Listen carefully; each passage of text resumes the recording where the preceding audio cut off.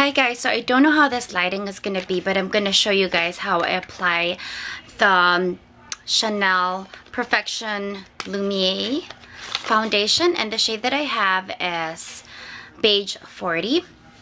So I'm going to show you guys how this actually looks on. I've done my eye makeup and I've actually concealed a bit already, blemishes under the eye, and it's just moisturizer, and I think I have the Clarins Beauty Balm Primer. Use the Sephora Airbrush 55 brush to apply this with, and I'm gonna do one pump in the back of my hand.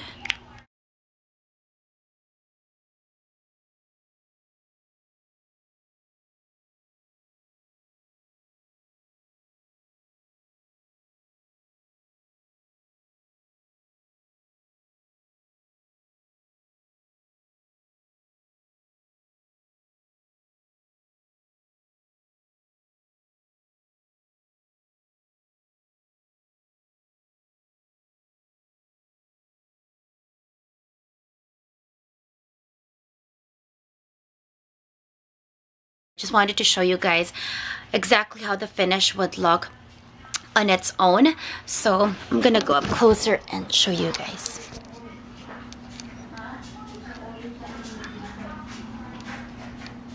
I hope, I don't know if the lighting is gonna show you that, but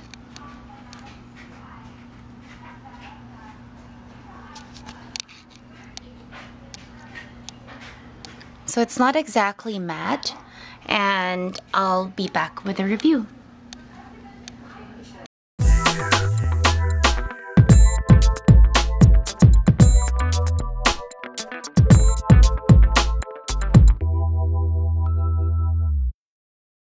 Full review is actually coming much sooner than I anticipated. At the same time, I also actually did purchase the full size product even much sooner as well than I thought I would, especially because I had access to a lot of samples that was given to. They give out almost all Chanel counters and Chanel boutiques. So first of all, let me show the product to you guys. Now, packaging wise and everything, it's basically similar, if not identical, to all Chanel foundations. The glass bottle, including the pump, it has the same finish as the Chanel Pro Lumiere foundation packaging in terms of the glass bottle, and this is the foundation that will be replacing the Chanel Pro Lumiere. So if you guys were a fan of that, such as I was, I highly suggest that you stock up on that, as everybody has said, because a lot of the counters don't even carry them anymore, or they only have one shade, but they're eventually going to be phased out and completely replaced by the Perfection Lumiere. But nothing to worry about. At first, being such a Pro Lumiere fan, I was quite apprehensive with a foundation that would even be better. So just to give you guys kind of a gist of my thoughts on this foundation, you will not be disappointed in the fact that it's replacing such a holy grail foundation, which is the Pro Lumiere. So let me begin with the difference, or what this foundation states that it has compared to other Chanel foundations. So this is basically marketed as the perfect everyday long wear foundation, which has an SPF of 10.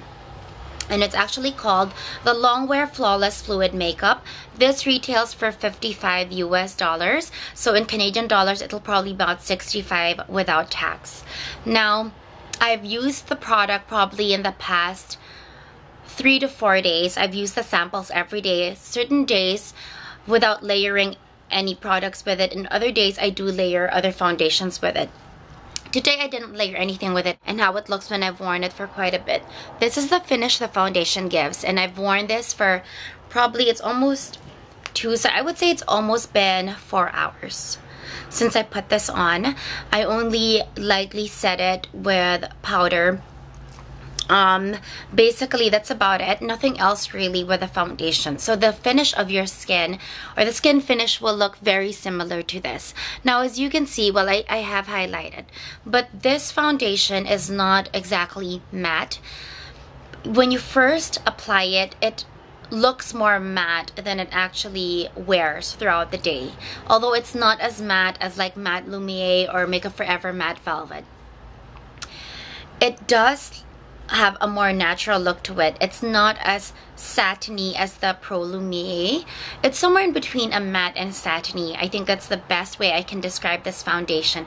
But the beautiful thing about this is that it truly delivers in what it claims to be a long wear foundation. I've used Estee Lauder Double Wear. I'm not very fond of that foundation because I'm not a fan of how it sits on my skin. I find that after a few hours, I do have to constantly powder my face or blot with some blotting product or blotting paper, because I find that the accumulation of either the formulation just tends to make my skin more oily. But this foundation is very different, and I actually wore it yesterday, which was a really good thing, because for some reason it was extremely warm where I am, and it was unexpectedly hot. And I thought after 4 hours, definitely I looked terrible, but I actually took a photo of myself yesterday, and I was surprised at how not only my foundation held up, but how it looked when it's photographed. And I'll post the picture below. And really, I felt like at that point I had nothing left in my face, but it actually wore tremendously well. And the photo that I'm going to attach at the end of this video, I did not retouch at all. I just added a bit of gloss, but nothing else. And what the associate and Bloomingdale's told me really was a testament to that. It looks amazing in photos. It gives you coverage similar to the Pro Lumiere without the heaviness of the Pro Lumiere. It gives you naturally looking wonderful skin in photographs, and at the same time it actually videos very well. And I can see the way it's reflecting on the screen right now, and I'm actually very impressed. It's probably much better than a lot of the HD foundations out there. It's medium to full coverage, and although it has that lightness of sensation as the Vita Lumiere Aqua, so it's truly the best of all worlds. You can get a sample. Most Chanel counters will offer you a sample. Some don't actually have them on display yet, but most do. This is one of the first foundations. No, this is the first foundation of Chanel that actually comes in such a wide range of shades. Chanel's not really known for range, and that's why it's very limiting, and it's not really friendly to a wider audience or customer base. Usually they fall or gravitate more towards very fair skin, but this is the first time that they actually have 20 shades of foundation. I am a mid-tone, and in MAC I'm an NC30. So the one that I use in the Perfection Lumiere is the beige 40, and as well as a Vita Lumiere Aqua, I use the 40 beige desert. I would highly recommend this product, at least to try it out. I'm not so sure how it would look on dry skin. It may have a tendency to probably accentuate some dry patches if you have extremely dry skin, but definitely for normal to combination skin, it'll be an amazing foundation. But honestly, because of the formulation and the way the foundation interacts with your skin as you wear it throughout the day, I believe even dry skin will have no problem wearing this foundation. It just really wears out to this beautiful natural luminous look without looking satiny or glittery or shimmery. It just has a way of perfecting the skin, and even the way that I see it right now on the screen, it delivers exactly just that. It almost looks like it's an airbrushed look. I don't even think you need a full pump to do a full face of this. So I highly recommend this foundation. It truly is, I believe, the holy grail in long wear, because it doesn't only hold up the foundation, but it holds up the integrity of the finish that you actually have in your skin. So that's my review of the Chanel Perfection Lumiere SPF 10.